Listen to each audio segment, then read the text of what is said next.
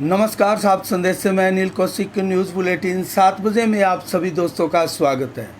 दोस्तों, कार्यक्रम की शुरुआत हमेशा की तरह मुख्य खबर से करते हैं और आज भी हम बात करने वाले हैं भादरा आसपास की तमाम खबरों की, देश प्रदेश की प्रमुख खबरों की अपडेट, मंडियों के भाव, मौसम के मिजाज की जानकारी इस बुलेटिन में सदैव देते हैं।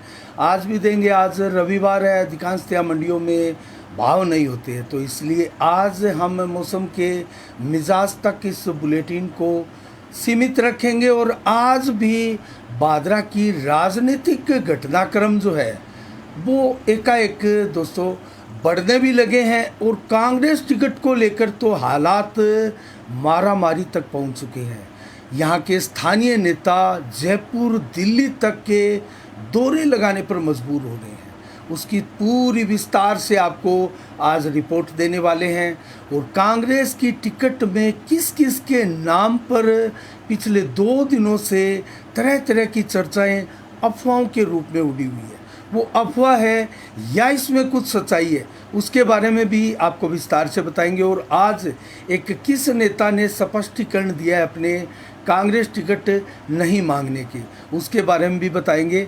और ख़ासकर मुद्दे क्या है भादरा में, ये जो नेता चुनाव लड़ रहे हैं, चाहे वो भाजपा हो, कांग्रेस हो, कांग्रेस का भी भविष्य अदरजूल में है, माकपा हो, ये किन मुद्दों पर चुनाव लड़ रहे हैं और रियल मुद्दे क्या है, क्या रियल मुद्दों से ये नेता भटक रहे हैं, आज इस विषय पर भी हम बात करने वाले हैं। और एक हम आज बात करेंगे बैलेट पेपर में जो सूची है बैलेट पेपर की नाम की, उसमें नाम बढ़ने लगे हैं, उसका भी आज आपके सामने जिक्र करेंगे। और सबसे पहले तो मैं सभी दर्शकों से यही कहूँगा कि आप जिस प्रकार से लगातार ज़्यादा से ज़्यादा जुड़ते जा रहे हैं, सबसे पहले इस 7 बजे के बुलेटिन को आप अपने फेसबुक वाल पर लाइव कीजिए या इसको शेयर कीजिए। नीचे जो शेयर का ऑप्शन है, प्लीज़ उसको आप शेयर कीजिए ताकि ज़्यादा से ज़्यादा लोगों तक ये समाचार पहुंच पाए। तो शेयर करना आप इस 7 बजे के समाचार को बिल्कुल ना भूलें। और इसी से हमें बल मिलता है और इसी से हमें जो है प्रेरणा मिलती है आपको अच्छे समाचार दिखाने की और आप तक रोज़ाना विभिन्न तरह के आसपास के सारे समाचार लेकर आने की। तो अब हम बात करेंगे उस खबरों की जो जल्दी से मैं आपको बता देता हूँ आसपास की प्रमुख खबरें रही और आज क्या घटनाक्रम भादरा क्षेत्र में हुआ। दोस्तों, आज दुर्गा पूजा महोत्सव प्रारंभ हुआ है क्योंकि नवरात्रा आज से प्रारंभ हो चुका है। पितृ पक्ष की कल समाप्ति हो चुकी है और आज नवरात्रा के प्रारंभ में दुर्गा पूजा कमेटी की तरफ से हर वर्ष भव्य नवरात्रा पूजा महोत्सव कार्यक्रम आयोजित किया जाता है लुहारीवाला धर्मशाला अतिथि सदन में। और इस बार भी 30वां दुर्गा पूजा महोत्सव आज से प्रारंभ हुआ है और इसके लिए भव्य कलश यात्रा आज भादरा कस्बे के विभिन्न बाज़ारों से निकाली गई। बड़ी संख्या में महिला श्रद्धालु भी यहाँ उपस्थित रही, पुरुष धर्मप्रेमी भी इसमें उपस्थित रहे। और आज के यजमान रहे इस यात्रा में सुनील मोदी दंपति, जिन्होंने आज विधिवत पूजा अर्चना भी की और कलश यात्रा में मुख्य यजमान के रूप में ये मौजूद रहे। इसके अलावा अगर बात करें अन्य खबरों की तो रामलीलाओं का दौर जारी है और विभिन्न रामलीलाओं में अलग अलग किरदार मंचन के तौर पर लोग देख रहे हैं। आदर्श रामलीला कमेटी में आज सीता स्वयंवर का बहुत ही शानदार दृश्य फिल्माया जाएगा और इसका मंचन जो है वो दिखाया जाएगा। और अगर बात करें रामलीला समिति की तो सबसे बड़ी कस्बे की रामलीला समिति है, उसमें राम की बारात का दृश्य आज दिखाया जा रहा है। जब आप समाचार देख रहे हैं उस समय समिति के अध्यक्ष मांगीलाल गोयल के घर से राम की बारात चली है। भगवान श्री रामचंद्र जी बारात लेकर चले हैं और वो भादरा में रामलीला का जो खेल मैदान है गोरा देवी कन्या विद्यालय के सामने, वहाँ तक चलेगी और उसके बाद में जो है प्रसाद वितरण किया जाएगा। और अब हम बात करें अन्य समाचारों की तो डीएसटी टीम जो है सेक्टर नोहर और हनुमानगढ़ व भादरा की संयुक्त कार्रवाई में लगातार नशे के विरुद्ध अभियान जो है पुलिस चला रही है और उसमें उनको सफलताएं भी मिल रही हैं। अगर बात करें नशे के विरुद्ध अभियान में, तो चिट्टा पकड़ा है अलग अलग 2 लोगों से। वो 33 ग्राम चिट्टा पकड़ा है, एक से 31 ग्राम चिट्टा पकड़ा है। दोनों को बाइक सहित गिरफ्तार किया गया है। हरियाणा नंबर की ये मोटरसाइकिलें, एक बुलेट है और एक डिस्कवर बाइक है। इसमें संजय पुत्र किशन गुज्जर खराती खेड़ा हरियाणा का ये रहने वाला है, उनको गिरफ्तार किया है। और इसके साथ एक अजय पुत्र सूरजबान दोलू, इसको भी, ये भी हरियाणा के हैं, दोनों को फतेहाबाद के रहने वाले हैं दोनों। तो इन दोनों को गिरफ्तार किया गया और एक कार्रवाई आज डीएसटी की टीम ने देसी पिस्तौल सहित एक को गिरफ्तार करके की है, जिसका नाम रवि पुत्र लादूराम है। ललानावास का ये रहने वाला है और इनके पास बुलेट बाइक पर ये थे और इनके पास में देसी रिवाल्वर मिला है। तो ये कार्रवाई डीएसटी टीम की लगातार जारी है। और इसके अलावा बात करें अन्य खबरों की, तो आज जाटान गांव में एक ब्राह्मणी देवी मंदिर की नींव रखी गई है और इसकी घोषणा की गई थी जब गत 28 सितंबर को एक जागरण हुआ था।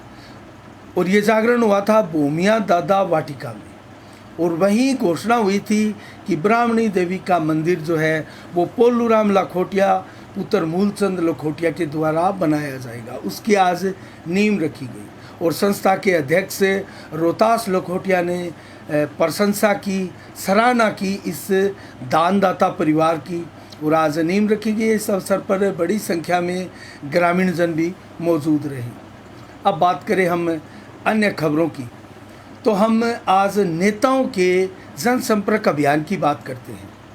आपको कांग्रेस टिकट के बारे में भी बताएंगे और एक भाजपा सांसद भी, अब हमारा चूरू का सांसद राहुल कसवा भी, अब उनको भी राजगढ़ में टिकट दी जा सकती है। ये लगभग तय हो चुका है। तो राहुल कसवा को राजगढ़ से भारतीय जनता पार्टी की टिकट मिलनी लगभग तय मानी जा रही है और वो अपने क्षेत्र में, उनको इशारा भी मिल चुका है, वो अपने क्षेत्र में लगातार भारतीय जनता पार्टी के लिए जनसंपर्क अभियान भी करने लगे हैं। बेशक वो दावेदार है या नहीं है, इसको लेकर अभी कुछ नहीं बोल रहे हैं। तो हम बात कर रहे हैं नेताओं के जनसंपर्क अभियान की। संजीव बेनीवाल भारतीय जनता पार्टी टिकट मिलने के बाद में, प्रत्याशी बनने के बाद में गोगामेडी मंदिर में भी वो गए थे और सालासर बालाजी मंदिर में भी वो धोख लगा कर आए हैं। और आज आते ही फिर वो जुट चुके हैं जनसंपर्क अभियान में। गुंजासरी गांव में संजीव बेनीवाल को व्यापक जनसंपर्क करते हुए आज देखा गया और उनका टिकट लाने पर लोगों ने माला पहनाकर ज़बरदस्त स्वागत किया। अब बात करें बलवान पूनिया की, तो बलवान पूनिया भी लगातार अपना जनसंपर्क अभियान है, चाहे वो गांव हो या फिर कस्बे के विभिन्न वार्ड हो, लगातार चलाए हुए हैं। और इसको लेकर जब 3 नंबर वार्ड में भादरा के एक वक्तव्य दिया था सभा के दौरान बलवान पूनिया ने, और उसमें एक विवादित शब्द बोला था उन्होंने, भीमटा चिमटा वाले ये लोग, अब इनकी भीड़ इकट्ठी होगी आदि आदि, इस प्रकार का बयान दिया था, जिसको लेकर दलित समाज में भारी आक्रोश था और उनकी तीखी प्रतिक्रियाएं आ रही थी और सोशल मीडिया पर भी ये बयान बलवान पूनिया का वायरल हो रहा था। इसको लेकर आज बलवान पूनिया ने फिर लाइव आए और लाइव आकर माफ़ी मांगी। हालांकि वो शब्द वापस लेने से मना कर दिया, माफ़ी मांगी भी और नहीं भी मांगी। तो क्या बलवान पूनिया में एक प्रकार से सत्ता, जो 5 साल सत्ता का सुख भोगा है, गुरूर आ चुका है कि वो माफ़ी मांगना भी एक छोटा शब्द समझते हैं। इसमें ये ज़रूर कहा कि मैं अपने शब्द वापस तो नहीं लूँगा, लेकिन मैं माफ़ी मांगता हूँ उन लोगों से। लेकिन मेरा कहने का मतलब जो था भीमटा और चिमटा से, वो ये था कि पूर्व विधायक के एक खास सिपलेगार जिन्होंने भ्रष्टाचार किया था जमकर, उनका नाम भीमराज था, उनका नाम भीम सिंह था, उनके बारे में मैंने कहा है। तो क्या ये भीम सिंह फड़ोलिया की बात कर रहे थे? हालांकि पूरा नाम नहीं लिया, पूर्व विधायक कहा, लेकिन इस प्रकार से आरोप लगाया भ्रष्टाचार का और सफाई दी कि मैंने दलित समाज की कोई अवहेलना नहीं किया, दलित समाज का या बाबा राम भीमराव अंबेडकर का अपमान नहीं किया है।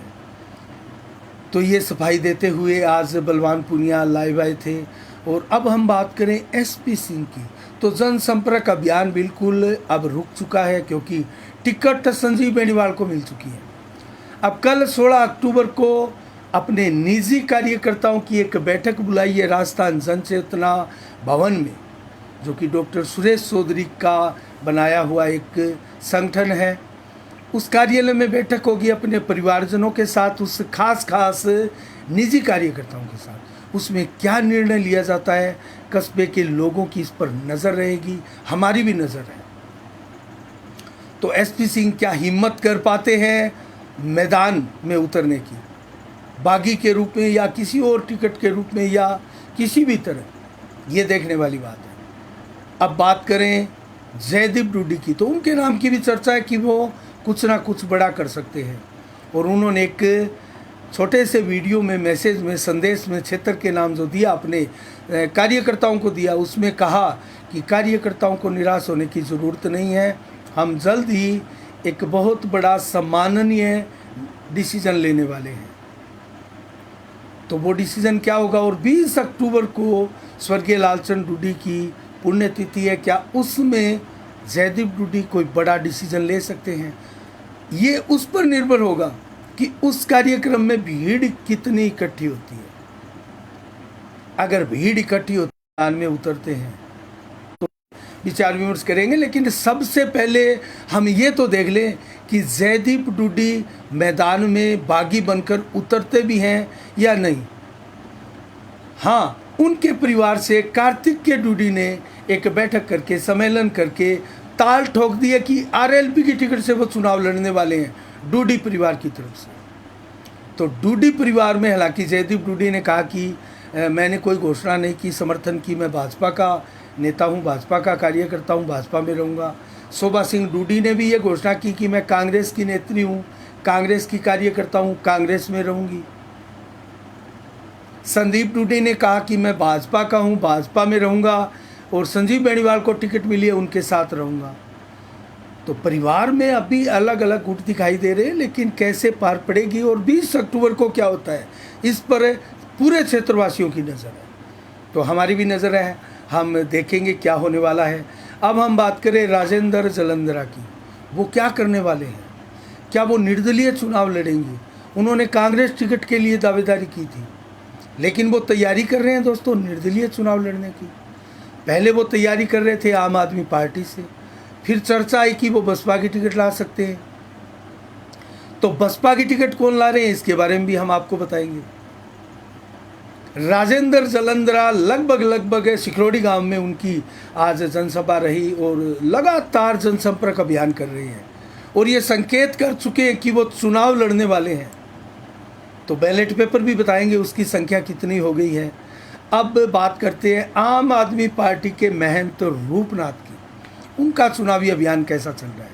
ताबड़तोड़ जनसंपर्क अभियान चलाए हुए हैं महंत रूपनाथ। VDS प्लेस के सामने एक भव्य कार्यालय भी खोल दिया गया है। प्रदेश के अध्यक्ष तक उनका कार्यालय का उद्घाटन करने के लिए आए थे। टिकट उनकी पक्की लगभग मानकर चला जा रहा है कि महंत रूपनाथ को ही टिकट मिलेगी। अब गांवों में वो लोगों को मतदान के लिए भी जागरूक कर रहे हैं और साथ में अपना चुनावी अभियान भी वो चला रहे हैं। तो गांव में ताबड़तोड़ जनसंपर्क अभियान महंत रूपनाथ का जारी है। कितने वोट आएंगे, कितना प्रदर्शन कर पाते हैं, मुख्य टक्कर में किरदार में वो रह पाते हैं या पिछड़ जाएंगे, इसके ऊपर हमारी नज़रें हैं। और डिपेंड करता है कि आम आदमी पार्टी के आला नेता यहाँ आकर कितनी जनसभाएं करते हैं, क्योंकि प्रमुख नेता की जनसभा दोस्तों मायने रखती है। मैं आपको याद दिलाना चाहूँगा, सरदार शहर का उपचुनाव था, अनिल शर्मा कांग्रेस की टिकट से थे और अशोक पिंचा भारतीय जनता पार्टी की टिकट से थे, और लालचंद आरएलपी के उम्मीदवार थे, और हनुमान बेनीवाल ने पूरा दमखम झोंक दिया था वहाँ पर, और 45,000 से अधिक वोट उस नए चेहरे को दिला दिए थे। तो मेन मुख्य नेताओं का फर्क पड़ता है, और ज़रूर पड़ेगा फ़र्क, क्योंकि इतना दमखम वो सारी सीटों पर नहीं लगा पाते। लेकिन कुछ एक सीटें चुनिंदा वो चिन्हित करके ऐसा कर सकती है और वो 1-2 सीटें निकाल सकते हैं। तो आम आदमी पार्टी भी ऐसा कर सकती है। अगर आम आदमी पार्टी महंत रूपनाथ को बहुत बड़ा उम्मीदवार मानती है और यहाँ अगर केजरीवाल और पंजाब के मुख्यमंत्री भगवत मान आदि उनके बड़े नेता अगर पूरा दमखम झोंक देंगे, तो क्या यहाँ आम आदमी पार्टी के महंत रूपनाथ जो टिकट मिलने की पूरी संभावना है वो यहाँ टक्कर बना पाएंगे? ये भविष्य के गर्भ में है। ये भादरा है। भादरा की जनता एक अलग सोच के साथ आगे बढ़ती है और अलग प्रकार के फैक्टर्स यहाँ काम करते हैं। तो इसका सवाल का जवाब जो है वो हम यहीं क्वेश्चन वाचक लगाकर छोड़ देते हैं। आगे समीक्षा में ज़रूर बताएंगे और संभावनाएं कितनी हैं ये भी बताएंगे। अब हम बात करते हैं नेताओं के जनसंपर्क अभियान की कड़ी में आगे की। जयदीप डूडी के बारे में हमने बता दिया। अब एक नाम और है। हालांकि हेमंत पचार युवा भारतीय जनता पार्टी के नेता क्या करेंगे अभी पत्ते नहीं खोल रहे हैं उनका। हालांकि पहले उन्होंने कहा था कि जिसको टिकट मिलेगी ईमानदारी से उसके साथ लगूंगा, लेकिन अभी उनको देखा नहीं गया है कि वो संजीव बेनीवाल के साथ कहीं घूमते फिरते दिखाई दे रहे हैं। तो देखते हैं उनका अभियान भी कैसा रहेगा। एक नेता और थे रवि बंसल बनिया वर्ग के, वो भी ज़ोर शोर से टिकट मांग रहे थे, वो भी नदारद है। तो देखने वाली बात है आगे इनका रुख क्या रहता है। लेकिन अब हम बात करेंगे एक ऐसे नेता की जिन्होंने खंडन किया है कांग्रेस टिकट के लिए। मैं बात कर रहा हूँ बजरंग सहारण की, जिन्होंने 60 दिन तक धरना प्रदर्शन लगाया भिरानी गांव में और फिर डाबड़ी में भी लगाया था, किसानों की मांगों को लेकर, सिंचाई पानी की मांगों को लेकर, क्योंकि वो दिल्ली गए हुए हैं और उनकी सोशल मीडिया पर चर्चा भी है कि वो कांग्रेस की टिकट लाइन में है। पहले भाजपा की टिकट लाइन में भी थे और संघ की पसंद के रूप में उनको देखा जा रहा था और चर्चाएं भी थी। लेकिन भाजपा की टिकट तो मिल चुकी है संजीव बेनीवाल को। अब वो बताया जा रहा है कि कांग्रेस की टिकट लाइन में है, लेकिन ऐसा नहीं है। हमारी बात हुई बजरंग सहारण से आज दूरभाष पर और बजरंग सहारण ने क्लियर किया, एकदम निश्चित रूप से सिरे से नकार दिया कि मैं कतई कांग्रेस की टिकट नहीं मांग रहा हूँ। मुझे कांग्रेस की टिकट लाइन में कतई नहीं समझा जाए। मैं हर हाल में निर्दलीय चुनाव लड़ने वाला हूँ। किसी पार्टी के मैं संपर्क में अब नहीं हूँ। इसका मतलब पहले संभवतः वो थे, लेकिन अब नहीं है। तो अब मानकर चला जाए कि बजरंग सहारण जो बार बार जनता को भी कह रहे थे कि वो हर हाल में चुनावी ताल ठोकेंगे, तो वो चुनाव लड़ने जा रहे हैं। तो बैलेट पेपर की संख्या क्या होगी इसके बारे में हम आपको ज़रूर बताएंगे। लेकिन अब हम आपको समीक्षा करते हैं उसी विषय पर जिसका आपको इंतजार है। मैं बात कर रहा हूँ कांग्रेस टिकट की। और कांग्रेस टिकट को लेकर कल और आज, क्योंकि आज नवरात्रा है और नवरात्रा पर कांग्रेस की एक सूची आनी थी पहले, इसकी पूरी संभावनाएं थी। वो सूची क्यों रुकी? 85 से अधिक उसमें नाम थे। वो सूची क्यों रुकी? किन 3-4 नामों पर कुछ विवाद हुआ? क्या भादरा का उसमें नाम है? ये सवालात आपके भी जहन में होंगे। लेकिन आपको मैं बता दूं, जो संभावित सूची 85 आदमियों की थी और सोशल मीडिया पर वायरल भी हो रही है, संभवतः उनमें अधिकांशतः नाम कांग्रेस की संभावित सूची वाले ही नाम है। ये सही है, लेकिन कुछ नाम एडिट करके उसको आगे फॉरवर्ड किया गया है, जैसा हमारे पास सूचना है। कुछ नाम एडिट करके उसको फॉरवर्ड किया गया था। और आपने जो सूची देखी होगी, हो सकता है पता नहीं वो कहाँ से किसके द्वारा फॉरवर्ड की हुई सूची है जो आपके पास है और आप उन नामों को जहन में बिठाए हुए हैं। लेकिन हम आपको बताएं तो कांग्रेस की टिकट में अभी माथापच्ची जारी है और कांग्रेस बहुत बड़ी चूक करती जा रही है और विरोध में उलझ रही है। बीजेपी की हमने कल भी बताया था, बीजेपी में तो बगावत के सुर दिखाई दिए 41 नामों की सूची आने के बाद, लेकिन कांग्रेस में बगावती सुर दिखाई दे रहे हैं बगैर सूची आने से पहले। तो ये एक अजीब मसला है जिससे कांग्रेस जूझ रही है। ये गंभीर समस्या है जिससे कांग्रेस जूझ रही है। और 3-4 नामों पर कुछ सहमति भी नहीं बन पाई थी और जो विरोध के स्वर गूंजे, आज एक वीडियो आप हमारे फेसबुक वाल पर देख सकते हैं और यूट्यूब चैनल पर भी देख सकते हैं।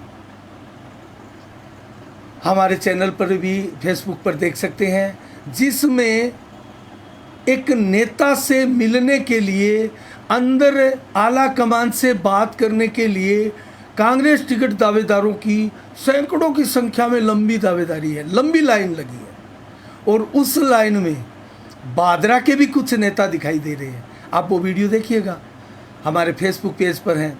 उसमें बादरा के नेता आपको स्पष्ट दिखाई दे रहे हैं, जो उस किलोमीटर से लंबी लाइन में लगे हैं। और वो लाइन किसी भक्तों की नहीं है, किसी मंदिर के आगे नहीं लगी है कि उनको दर्शन करने हैं।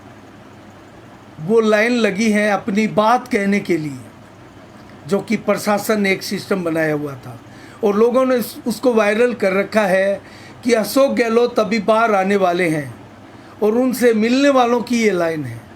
जी नहीं, वो अशोक गहलोत से मिलने वालों की तो लाइन हो सकती है, लेकिन बाहर निकल कर नहीं, अंदर और उनसे बात करने के लिए प्रशासन जो नेतृत्व करता है, कांग्रेस के आला नेतृत्व करता, वो उनसे बात कर रहे हैं, उनकी बातें सुन रहे हैं।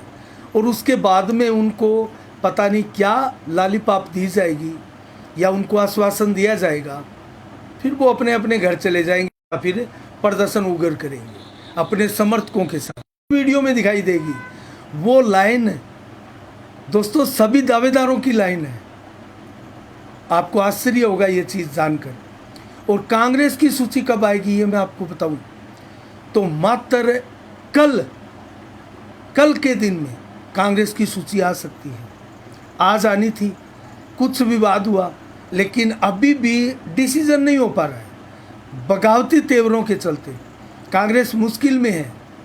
हो सकता है उसमें 2-4 दिन और भी लग सकते हैं, लेकिन कल के लिए तैयारी कर रहा है अब, क्योंकि कांग्रेस का शीर्ष नेतृत्व ये महसूस कर रहा है कि भाजपा की सूची दूसरी आने वाली है और उससे पहले कांग्रेस की एक सूची भी नहीं आई है, तो वो कहीं ना कहीं पिछड़ा हुआ महसूस कर रहा है। और जिस प्रकार से एग्जिट पोल आई तमाम मीडिया हाउस की, तमाम सर्वे एजेंसियों की, उससे भी कांग्रेस सदमे में है कि उन एग्जिट पोल में कांग्रेस की बहुत ज़्यादा सीटें नहीं दिखाई गई है। तो ऐसे में भी बहुत संभल कर, फूंक कर कदम रख रही है कांग्रेस। और भादरा जैसी सीटों का क्या होगा, उसके लिए क्या चर्चाएं हैं, उसके लिए वहाँ क्या मंथन हुआ है आला नेताओं के बीच में, और हमारे क्षेत्र के कांग्रेस नेताओं को कितनी तवज्जो दी जा रही है, उनकी बात क्या सुनी जा रही है, क्या कार्यकर्ताओं की बात कांग्रेस सुन पा रही है, या इस भीड़, इस विरोध सवर में कुछ और बातें ही सुनी जा रही है। ये बहुत बड़े सवाल है जो कांग्रेसियों के जहन में भी होंगे और सभी लोगों के होंगे, क्योंकि भाजपा जब सूची जारी कर चुकी है तो कांग्रेस क्यों नहीं कर रही है। तो इस पर निगाहें सभी प्रदेशवासियों की लगी है।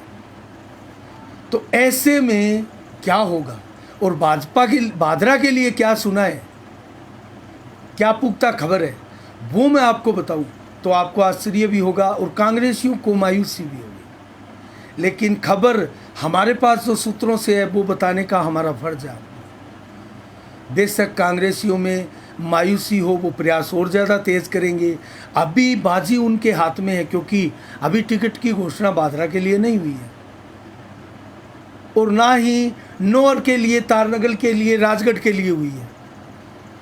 तो क्या होगा और क्या भादरा के लिए सूचना है। दोस्तों 4 ऐसे क्षेत्र हैं माकपा के लिए, वहाँ टिकट छोड़ने की कांग्रेस मन भी बना रही है और उसके ऊपर जद्दोजहद चल रही है। लेकिन बार बार कांग्रेस पार्टी द्वारा, आला नेताओं द्वारा बलवान पूनिया को ये कहा गया है कि आप पार्टी ज्वाइन कीजिए और टिकट ले जाइए, इस संकट से छुटकारा दिलाइए। लेकिन बलवान पूनिया कांग्रेस की टिकट नहीं लेना चाहते हैं। इसमें क्या राज है, ये तो भली भांति बलवान पूनिया भी जानते हैं और क्षेत्र के वो विशेषज्ञ भी जानते हैं कि कांग्रेस टिकट यहाँ लेकर आने के क्या मायने हैं।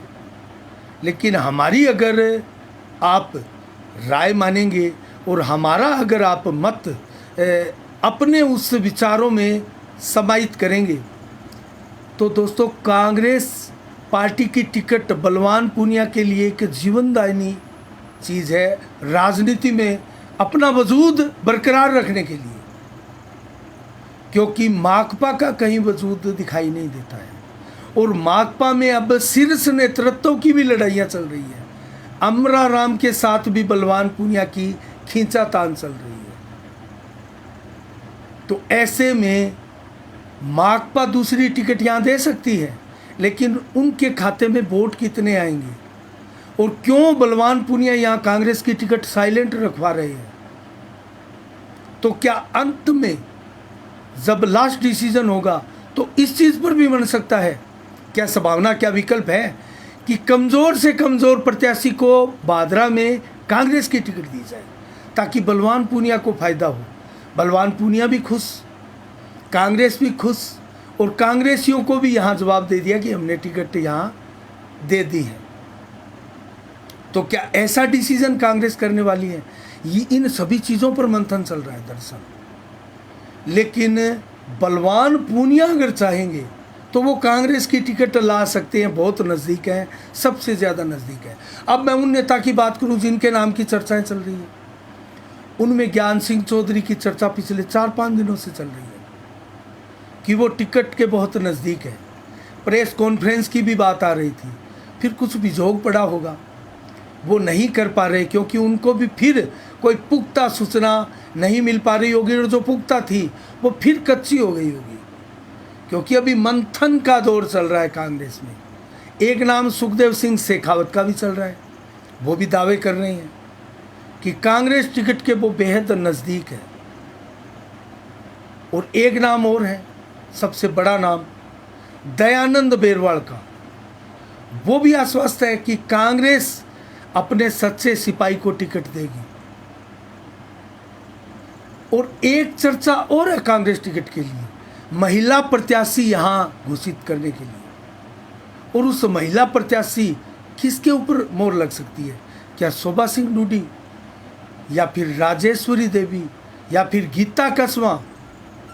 क्योंकि कांग्रेस में तो लगभग ये बड़े नाम हैं, सुलोचना देवी का भी बड़ा नाम है, ये बड़े नाम कांग्रेस में लगभग है।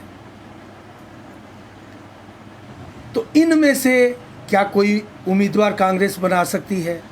हमारी नज़र इस पर भी बनी रहेगी। ये भी चर्चा हुई है। तो चर्चाएं पार्टी में हर उस बिंदु पर होती है। आप ये नहीं सोचिएगा कि कोई प्रभावशाली सिर्फ अपने इर्द गिर्द ही चर्चाओं को समेट कर रख देगा, नहीं। चर्चाएं सिमटती नहीं है। बड़ी पार्टियों में चर्चाएं विस्तृत रूप से विस्तार के साथ हर एक पॉइंट के ऊपर होती है। तो अब हमारी भी नज़रें हैं कि कांग्रेस की टिकट कौन लाएगा और उसके ऊपर डिपेंड है भादरा के समीकरण और भादरा की टक्कर। हालांकि मैं एक बार फिर आपको बता दूं, भादरा की जनता है ये, और 15-20 सालों का इतिहास आप उठा के देखेंगे तो 15-20 सालों में भादरा की जनता 1-1.5 साल पहले, 2 साल पहले अपना प्रत्याशी चुन लेती है, अपना विधायक चुन लेती है। तो कौन किसको चुना हुआ है इस बार, ये आप भी भली भांति जानते हैं और आपने चर्चाओं में भी सुना होगा। लेकिन फिर टक्कर की हम बात क्यों कर रहे हैं? किसकी टक्कर होगी? दोस्तों, पिछले 15-20 वर्षों की माने तो टक्कर नंबर 2-3 की रही है। आप इतिहास उठाएं, जयदीप डूडी का उठा ले, स्वयं संजीव बेनीवाल का उठा ले, 2013 में वो चुनाव लड़े थे। बलवान पूनिया का उठा ले, गत विधानसभा चुनाव में वो जीत कर आए थे। सारे के सारे 20,000 वोटों से अधिक की जीत है। तो ऐसे में जो राजनीति भादरा में चल रही है, और 2003 में भी यही कंडीशन थी, लेकिन वहाँ परिस्थितियाँ कुछ अलग हो गई थी। हमने कई बार वो बताया आपको, बार बार उन चीज़ों को हम रिपीट नहीं करना चाहते। समाचार को अनावश्यक रूप से लंबा तो हम नहीं करना चाहते, लेकिन मुख्य इम्पोर्टेंट बात आपको जानने का हक है, और वो हम आपको बता रहे हैं। तो कांग्रेस में 85 से अधिक नामों की सूची तैयार है, लेकिन उसमें कुछ सीटों पर विवाद है और जो विरोध के सवाल उभर कर आए हैं उसको लेकर ही विलंब हो रहा है। तो इसके ऊपर नजरें हमारी बनी रहेगी। अब हम बात करते हैं बैलेट पेपर की। बैलेट पेपर की संख्या क्या होने जा रही है, कौन कौन से नाम बढ़े हैं, और कांग्रेस की दावेदारी में एक नाम था, वो अब घोषणा कर चुका है हर हाल में चुनाव लड़ने की। वो कौन है? तो क्या ये बागी ही है कांग्रेस के? इनको कांग्रेस का बागी ही कहा जाएगा भविष्य में, या उनको उस नज़र से देखा जा सकता है? क्या ये बहुत बड़े कांग्रेस के वोट बैंक को प्रभावित करने वाले हैं? इसके ऊपर भी हम आगे विशेष तौर से चर्चा करने वाले हैं, समीक्षा करने वाले हैं, विस्तार से विश्लेषण करने वाले हैं। लेकिन आज बैलेट पेपर की स्थिति हम आपको बता देते हैं। भारतीय जनता पार्टी से संजीव बेनीवाल प्रत्याशी बन चुके हैं। माकपा से बलवान पूनिया को लगभग तय माना जा रहा है चक्कर कांग्रेस की टिकट का है, और वो अभी डेस अभी यहाँ डॉट रखकर हम छोड़ देते हैं, क्योंकि वो 1 या 2 दिन में तय होने वाली है। तो नंबर 4 पर महंत रूपनाथ, आम आदमी पार्टी लगभग आप तय माने। नंबर 5 आरएलपी कार्तिक डूडी घोषणा कर चुके, उनकी बातें भी हुई है। हनुमान बेनीवाल से उनकी क्लियर पहले भी कई बार बातें हुई है, और वो उनके साथ जनसंपर्क में भी दिखाई दिए हैं। अब तो उनके पहले ही लग चुकी थी, अब वो अपने कार्यकर्ता अपने। तो नंबर 6 पर किसका नाम है? रामनाथ शर्मा, जो कि बसपा से प्रत्याशी भी हो सकते हैं, जिन्होंने कांग्रेस टिकट के लिए दावेदारी जताई थी, और वो बसपा टिकट नहीं भी मिलती है तब भी चुनाव लड़ेंगे, ये घोषणा कर चुके हैं, अपने समर्थकों को बता चुके हैं। हमारे पास सूत्रों से ये खबर आई है, और पूरी विधानसभा में हर गांव में उनका चुनाव प्रचार आप पोस्टर बैनर के रूप में देख सकते हैं। कोई भी ऐसा गांव रामनाथ शर्मा ने नहीं छोड़ा है। पूर्व तहसीलदार है, अच्छे मंजे हुए नेता हैं, अच्छा संबोधन है। तो देखते हैं, नजरें बनी रहेगी। नंबर 7 पर भीम आर्मी मुकेश चोपड़ा का नाम चल रहा है, पहले भी बताया था हमने। नंबर 8 सम्राट सिंह भोज समाज पार्टी, ये भी 200 के 200 विधानसभा में चुनाव लड़ने वाली है और अपने उम्मीदवार उतारेगी। हालांकि वोट चाहे 100 भी ना आए, लेकिन उम्मीदवार उतारने, कुछ पार्टियों की अलग अपनी एक प्रॉब्लम, मंशा या टारगेट होते हैं, उस टारगेट के तहत वो पार्टियां अपना काम करती हैं। किसी को राष्ट्रीय पार्टी बनना है, किसी को क्षेत्रीय पार्टी बनना है, कोई पार्टी और मकसद से चुनाव लड़ती है। अब बात करें जेजेपी की, जजपा की। आरएलपी जहां चुनाव लड़ती है वहां जजपा चुनाव मैदान में उतरती है, तो ये भी अपना उम्मीदवार उतारेगी। नंबर 9 पर लेते हैं। 10 नंबर पर राजेंद्र जलंधरा को लेते हैं, हर हाल में चुनावी ताल ठोकने वाले हैं। और नंबर 11 पर बजरंग सहारण को निर्दलीय के रूप में हम लेते हैं। तो ये 11 नाम बैलेट पेपर में भादरा में लगभग आप तय मान सकते हैं। अब और कौन कोई भाजपा का बागी आ जाए, अभी हमने ना एसपी सिंह को लिया है, ना जयदीप डूडी को लिया है, या कांग्रेस के कोई और बागी सामूहिक रूप से उतर आए, कोई महिला उम्मीदवार भी आ जाए, कोई निर्दलीय और ताल ठोक दे, ये देखने वाली बात है। लेकिन 2-3 और आएंगे, ये बैलेट पेपर 15 तक जाएगा, ये हम बताए देते हैं आपको। अब मैं बात करूंगा उस मुद्दे पर जिस मुद्दे को लेकर आपको जानने का पूरा हक है, और ये सुनना भी चाहिए आपको कि ये नेता किन मुद्दों पर चुनाव लड़ रहे हैं, अपना प्रचार प्रसार कर रहे हैं।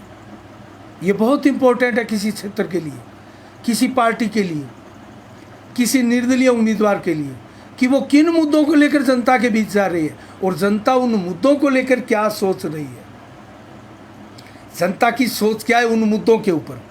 तो ये भी एक बहुत इंपॉर्टेंट बात है। अब हम बात करें बलवान पूनिया की, तो विकास के मुद्दों पर वो चुनाव लड़ रही हैं। नहरों की बात करते हैं, नहरों में पानी की बात करते हैं, सड़कों की बात करते हैं, स्कूली शिक्षा की बात करते हैं, विकास कार्यों की बात करते हैं, कांग्रेस सरकार के विकास कार्यों की वो बात करते हैं। तो बलवान पूनिया तो क्लियर अपना विकास के एजेंडे पर चुनाव लड़ रहे हैं। संजीव बेनीवाल किस मुद्दे पर अब अपना संबोधन कर रहे हैं, पहले किया है, अब टिकट मिलने के बाद में कर रहे हैं, उसकी अगर बात करें तो भ्रष्टाचार के मुद्दे पर संजीव बेनीवाल बात कर रहे हैं, कानून व्यवस्था, बिगड़ी हुई कानून व्यवस्था पर बात कर रहे हैं, और विकास कार्यों में जमकर जो भ्रष्टाचार हुआ है उस पर वो बात कर रहे हैं, और डीजल माफियाओं की वो बात कर रहे हैं, चंदन माफियाओं को वो मुद्दा बना रहे हैं, भू माफियाओं को वो मुद्दा बना रहे हैं, चिट्टा माफियाओं को मुद्दा बना रहे हैं, शराब माफियाओं को मुद्दा बना रहे हैं, और नशे की गोलियां बेचने वालों को वो मुद्दा बना रहे हैं। तो ये इन सब चीज़ों पर संजीव बेनीवाल फोकस कर रहे हैं,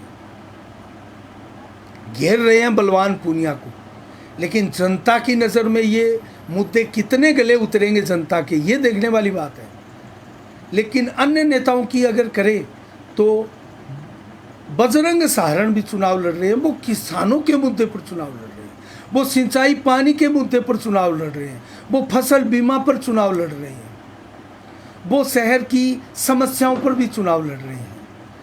और ऐसा नहीं है कि संजीव बेनीवाल की सूची में सीवरेज का नाम नहीं है, सिंचाई क्षेत्र का नाम नहीं है, पेयजल का नाम नहीं है, ये सारे मुद्दे संजीव बेनीवाल की सूची में भी है, और वो जिक्र करना नहीं भूलते हैं। असल मुद्दे क्या है, जनता के मुद्दे क्या है, अब हम मूल मुद्दे पर आते हैं। दरअसल जनता के लगभग 6 मुद्दे हैं यहाँ, जिससे जनता परेशान है, हैरान है, हताश है और मायूस है, और आशा की किरण से उन नेताओं को देख रही है जो नेता इन मुद्दों को उठा रहे हैं। वो कौन से मुद्दे हैं? मैं बात करूं सिंचाई पानी का मुद्दा, किसान जुड़े हुए हैं उससे, पूरे भादरा विधानसभा के किसान जुड़े हुए हैं, क्योंकि जो बारियां 21 दिनों से आती थी वो 40-45 दिनों से आती है, बारियां पीट रही है, नहरों में रेगुलेशन बिल्कुल बिगड़ चुका है, खेतों में फसलें बर्बाद हो रही हैं। फसल बीमा क्लेम जो बार बार रोका जाता है, बीमा कंपनियों पर आरोप लग रहे हैं। फसल बीमा क्लेम भी एक बहुत बड़ा किसानों का मुद्दा है। तो सिंचाई पानी, फसल बीमा क्लेम और खारा पानी, ये विधानसभा क्षेत्र के लोगों के मुद्दे हैं। गांव में लोग खारा पानी पीने को मजबूर हैं। अब शहर के मुद्दों की बात करें तो सीवरेज और जलदाय विभाग की कनेक्टिविटी से गंदा पानी, गटर का पानी पीने को लोग मजबूर हैं, वो मुद्दा शहर में है। और सीवरेज में व्याप्त भयंकर भ्रष्टाचार और खोखलापन, ओवरफ्लो होती जो सीवरेज के चैम्बर है, वो गड्ढे खड्डे और टूटती सड़कें, बनते बनते टूटती सड़कें, नालियाँ टूटी हुई, ये शहर के मुद्दे हैं। बिजली का मुद्दा है, शुद्ध पेयजल का मुद्दा है। अरे हम कहाँ हैं? आज़ादी के 75 वर्षों में भी आज भी जब जनता की नज़र में मूलभूत सुविधाओं के मुद्दे परेशानी पैदा कर रहे हैं, तो ये नेतागण क्या कर रहे हैं? क्या पहले ये समस्या नहीं थी? अब वर्तमान में नकारा शासनकाल में ये समस्याएं पैदा हुई है। ये हम जनता पर छोड़ते हैं कि पहले हालात कैसे थे, अब कैसे हैं। लेकिन ये मुद्दे हैं। उद्योग धंधों की बात कोई नहीं करता। उद्योग धंधे डीजल माफियाओं के रूप में मिल रहे हैं। डीजल के उद्योग धंधे मिल रहे हैं, यहाँ छापे पड़ रहे हैं उनमें। बायोडीजल बेचने की सूचनाएं मिलती हैं, लेकिन भंडारण के मुकदमे होते हैं कि अवैध भंडारण है, 80,000 लीटर से अधिक के भंडारण है। तो क्या ये मुद्दे हैं? ये उद्योग धंधे लगे हैं? क्या जनता को यहाँ रोजगार के लिए उद्योग धंधों की आवश्यकता नहीं है? क्या बेरोजगार युवकों का कोई मुद्दा नहीं उठाएगा? माफ कीजिएगा, ये बड़े मुद्दे हैं और इन मुद्दों पर नेताओं के ध्यान बहुत कम है। बेरोजगारी पर बहुत कम है, महंगाई पर बहुत कम है। आज के लिए इतना ही। अब 15 अक्टूबर को आज क्या विशेष दिवस है? इसके बारे में आपको बताते हैं।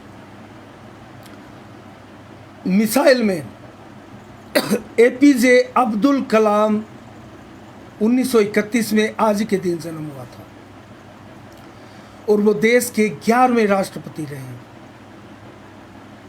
धूमधाम से उनका जन्मदिन पूरे देश भर में मनाया जा रहा है। 1918 को निधन हुआ शिरडी के साईं बाबा का आज के दिन। इस डेट पर विवाद है। माफ कीजिएगा, आज के लिए इतना ही।